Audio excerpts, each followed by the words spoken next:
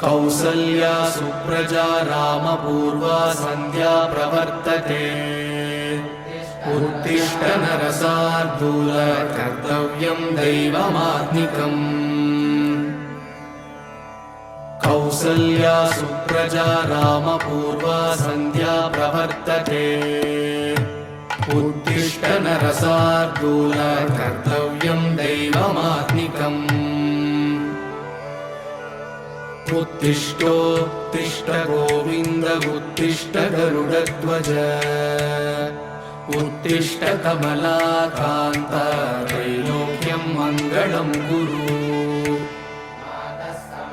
मातः समस्त जगतां मधुकैटभारे